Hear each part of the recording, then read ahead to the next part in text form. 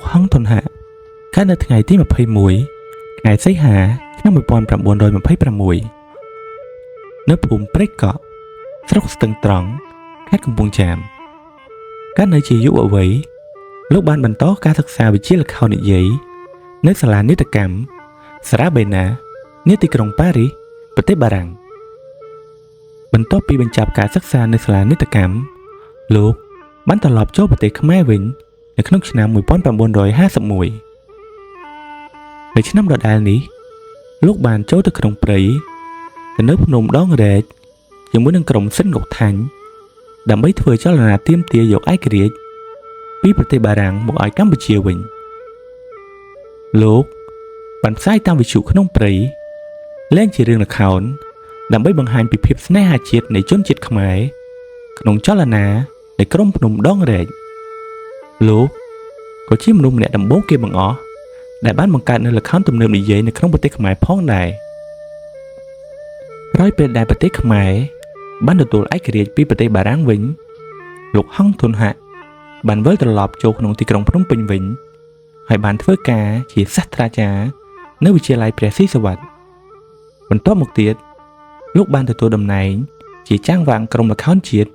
នៅទីក្រុងភ្នំពេញក្រោមការគាំទ្រពីសំណាក់សម្ដេចព្រះមហាក្សត្រយ៉ាន់នីកូសមៈ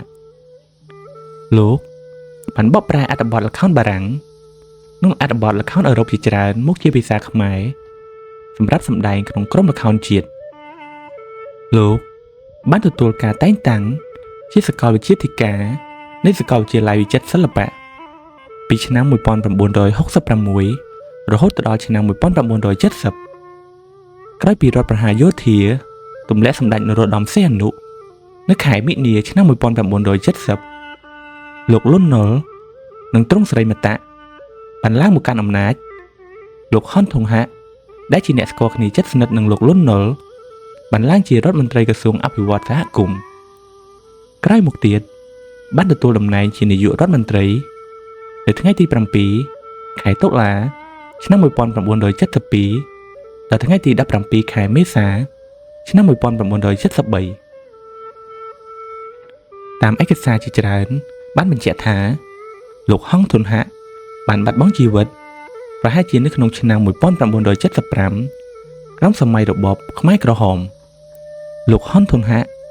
បានទុកស្នាដៃជារឿងល្ខោននិយាយជាច្រើនដូចជាល្ខោននិយាយរឿងថ្មរំដែលលោកនិពន្ធនៅក្នុងឆ្នាំ1954ល្ខោននិយាយរឿងពិសោធន៍ស្នេហាដែលលោកសហការនិពន្ធជាមួយនឹងលោកហងជួននិងលោកផឹងសំផេង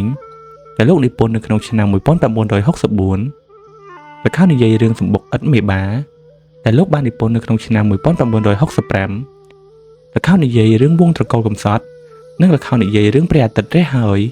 ដែលលោកបាននិពន្ធនៅក្នុងឆ្នាំ1966និងរឿងល្ខោននិយាយចិញ្ចៀនបញ្ចាំចិត្តដែលលោកបាននិពន្ធនៅក្នុងឆ្នាំ1969ក្រៅពីស្នាដៃនិពន្ធរឿងល្ខោនខ្មែរជាច្រើនលោកក៏បានបកប្រែរឿងល្ខោននិយាយបច្ចឹមប្រទេសជាពិសេសគឺរឿងល្ខោននិយាយបច្ចឹមប្រទេសពីរដែលបានល្បីល្បាញនេះចំនួននោះគឺរឿង Corneille និងរឿង Shakespeare ដោយរឿង Shakespeare រាត្រីនិមិត្តនៃវ៉ាសន្តរដូវប្រែសម្រួលដោយលោកហង្សធនហៈជំនួយដោយលោកគង់អនដឹកនាំរឿងដោយលោកមាសគោកនិងលោកនួនកនដែលបាននិពន្ធនៅក្នុងឆ្នាំ1968រឿងល្ខោននិយាយ Corneille ដែលបកប្រែដោយលោកហង្សធនហៈ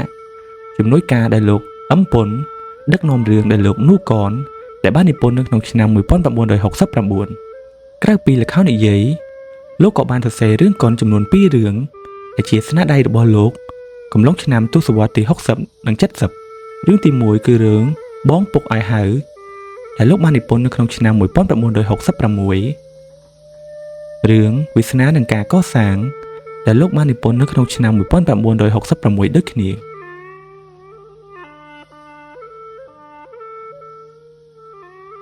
ភាគច្រើននៃរឿងល្ខោននិយាយដែលលោកបាននិពន្ធ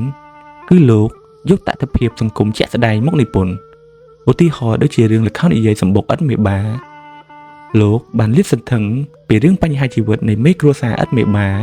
លាតត្រដាងដោយតួអង្គចំនួន10រូបផ្សំជា5គូហើយមួយគូជានិមិត្តសញ្ញានៃទស្សនៈជីវិតនីមួយៗពលជាពិសេសគឺពីទំនាស់ទំនុយនៃទស្សនវិជ្ជាបែបទំនើបនិយម និងទស្សនវិជ្ជាបែបទំនៀមនិយមតែទីបញ្ចប់លោកហុនធុនហាក់បានបង្ហាញពីការរួបរวมគ្នានៃជីវិតបែបទំនើបនិយមនិងបែបទំនៀមនិយម